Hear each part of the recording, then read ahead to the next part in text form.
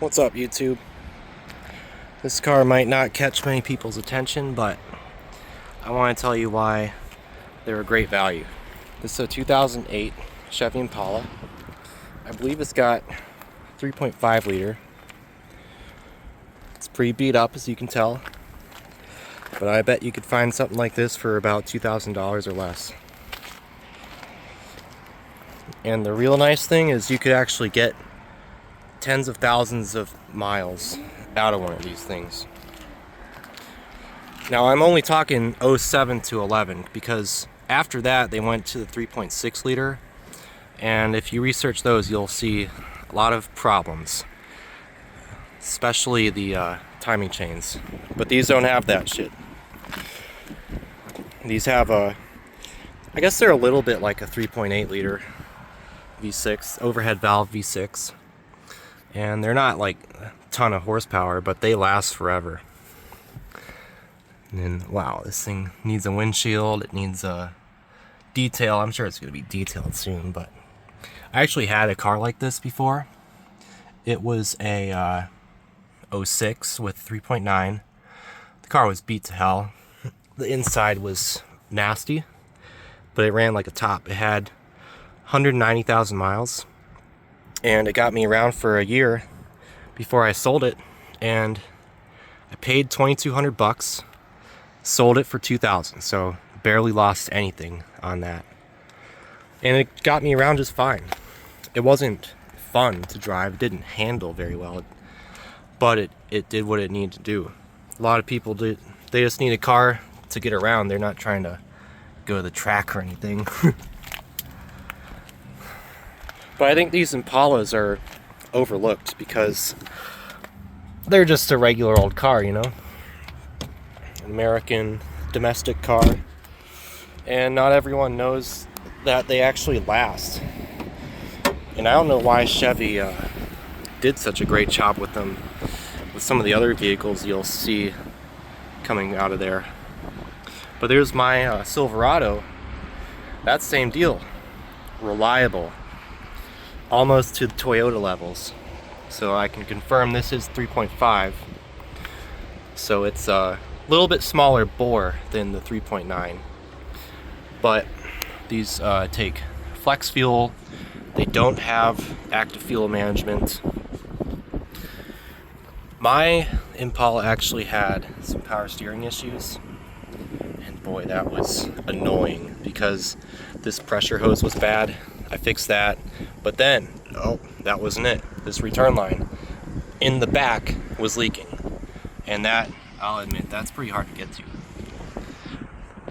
So you'll see some of these older cars from GM with no power steering for sale on Marketplace, and just know you're in for a real challenge trying to fix that crap. And there are some issues with transmissions. I've heard of a condition where you stop the car and then when you start going it feels like it's slipping, and then just mine did that once in a while. But other than those couple things, I didn't encounter anything major, and I got a lot of use out of mine. And this is a real beater, something you can just not care about, put away wet. Like with all these scratches and dents, who cares if it gets one or two more? You can park in the front space at Walmart and you don't need to worry when you're walking over there. Like, see, if you have one of those nice cars down there, I would be parking way far away. But in this, I don't give a shit. Look at all the brake dust on this wheel. Someone's been abusing it. Who knows, it might have come from a bigger city. I'm not sure. Some of these cars here are local, some aren't. I can see it needs a whole... it needs part of the fender well done, replaced. Another issue I know of is some of these things leak oil. But a mechanic I worked with at a GM dealer said that the design is flawed, so it's almost impossible to really fix it. Like, you gotta do a really good job on the repair to make sure it doesn't leak again. But there are a lot of comebacks with the oil pan leaks, so That's one thing that I would think you could just let go, unless it gets really bad where you can't even take a trip. It's like hasn't been driven in a while. That's a lot of rust on that caliper.